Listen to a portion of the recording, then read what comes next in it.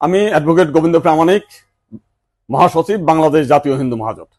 গতকাল বিকালে শেখ হাসিনার পদত্যাগের পরে এদেশের হিন্দু সম্প্রদায় মনে করেছিল যে তাদের উপর বিশাল একটা হামলা, লুটপাট, অগ্নিসংযোগের ঘটনা ঘটবে।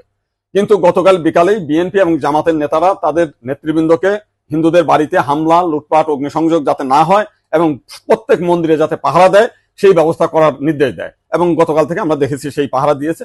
সাধারণভাবে হিন্দুদের উপরে বড় কোনো মন্দিরে কোনো হামলার ঘটনা ঘটে নাই। কিছু আওয়ামী লীগের হিন্দু নেতা আছে যারা বিভিন্ন সময় লম্পঝম্প করেছিল, তাদের বাড়িতে, শুধু হিন্দু বাড়ি না, মুসলিম আওয়ামী লীগ নেতাদের বাড়িতে হামলা হয়েছে, লুটপাট হয়েছে এবং সামান্য কিছু সুযোগ সন্ধানী এলাকা ভিত্তিক তারা কিছু সামান্য মন্দিরে হামলা করেছে, সেটা ব্যাপক বিষয় না।